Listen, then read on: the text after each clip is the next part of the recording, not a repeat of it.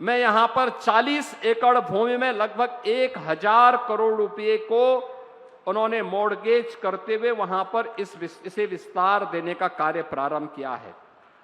ऐसे गौ घाट पर 11 एकड़ भूमि में जिसकी लागत है 70 करोड़ रुपया, उसको भी वहां विकसित करने का काम किया है। और ये ग्रीन कॉरिडोर लखनऊ के अंदर अब जिस दूरी को तय करने में आपको पहले पौन घंटे से 1 घंटे का समय लगता था, अब मात्र 10 से 15 मिनट में उस दूरी को तय या ग्रीन कॉरिडोर आपको कराएगा। ग्रीन कॉरिडोर का मतलब बिना किसी डिस्टरबेंस के इसको आपको आसानी के साथ ये आगे बढ़ाने का काम करेगा। और याद करिए, रक्षा मंत्री जी लखनऊ के सांसद हैं, तो उन्होंने दुश्मन को ठिकाना लगाने के लिए ब्रह्मोस मिसाइल भी इसी लखनऊ से बनाना प्रारंभ कर दिया। ब्रह्मोस मिसाइल में जो नौजवान इंजीनियर काम कर रहे हैं, उनका सिलेक्शन भी इसी लखनऊ के AKTU में ही उनका सिलेक्शन हुआ है। और ज्यादातर इंजीनियर AKTU से, यहां के पॉलिटेक्निक से, इंजीनियरिंग कॉलेज से, ITI से उन्होंने अपनी सर्टिफिकेट, अपना डिप्लोमा डिग्री लिया है। और अब देश की रक्षा आवश्यकताओं की पूर्ति करने के साथ साथ रक्षा सेवाओं में भारत को आत्मनिर्भर कैसे बनाना है, इस दिशा में भी अपना योगदान दे रहे हैं। और अपने घर में नौकरी भी प्राप्त करके गौरव के साथ आज यहां पर उस क्षेत्र में अपना योगदान दे रहे हैं। बहनों और भाइयों, अब तो लखनऊ अत्याधुनिक इंफ्रास्ट्रक्चर के साथ साथ इमर्जिंग टेक्नोलॉजी के एक हब के रूप में विकसित होते हुए और देश की रक्षा आवश्यकताओं का भी नया केंद्र के रूप में विकसित हुआ है।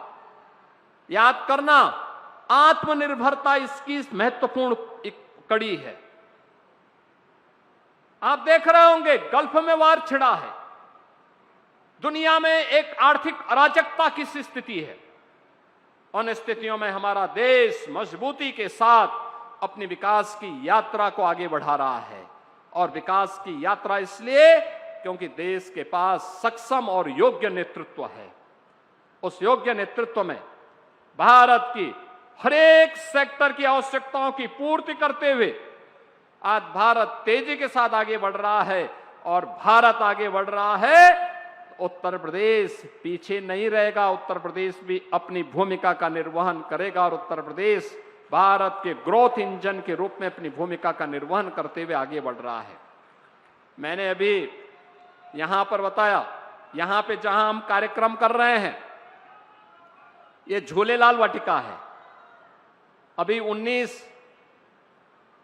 मार्च को चैत्र शुक्ल प्रतिपदा से जो 9 संवत्सर प्रारंभ होगा, झूलेलाल महोत्सव के कार्यक्रम भी प्रारंभ होंगे।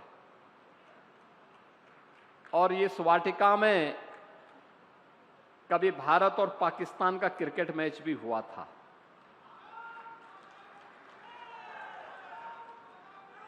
इस वाटिका में कब्जा हो गया था। और जब यहां के मेयर के रूप में डॉक्टर दिनेश शर्मा जी थे, तो उन्होंने उसे कब्जा मुक्त करवा करके इस वाटिका को इस योग्य बनाया कि देखिए आज कार्यक्रम यहां पे इतने अच्छे ढंग से हम कर पा रहे हैं। बहनों और भाइयों, एक ग्रीन कॉरिडोर इसलिए बन पाया उस समय जब आदरणीय राजनाथ सिंह जी ने हमें इस विजन को दिया कि लखनऊ के जाम को, लखनऊ की कनेक्टिविटी को सुगम बनाना है। तो पैसा 1618 करोड़ रुपए कहां से आएगा? हम लोगों ने विकास प्राधिकरण से कहा कि भाई देखो, पैसा नहीं देंगे, आप काम करिए। उन्होंने कहा साहब ये कहां से होगा? हमने कहा हम लैंड दे देते हैं।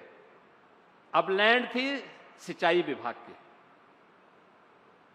तो जल शक्ति मंत्री थे डॉक्टर महेंद्र सिंह। मैंने महेंद्र सिंह जी को बुलाया, मैंने कहा भी देखो आपको कुछ लैंड देनी है।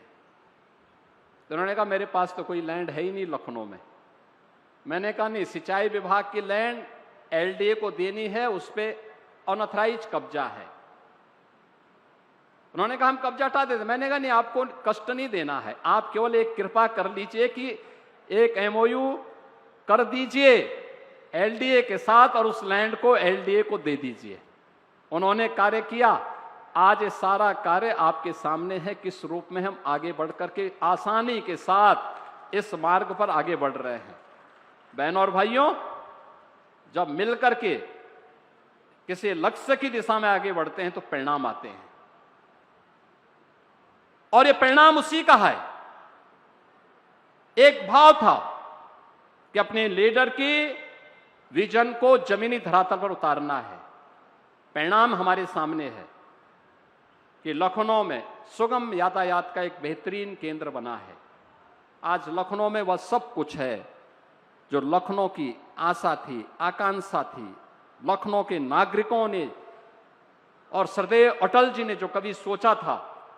आज उन सब को आगे बढ़ाते हुए हमें अत्यंत प्रसन्नता की अनुभूति हो रही है। और इस अवसर पर आदरणीय रक्षा मंत्री जी का मार्गदर्शन और उनका लीडरशिप हमें यहां प्राप्त हो रहा है।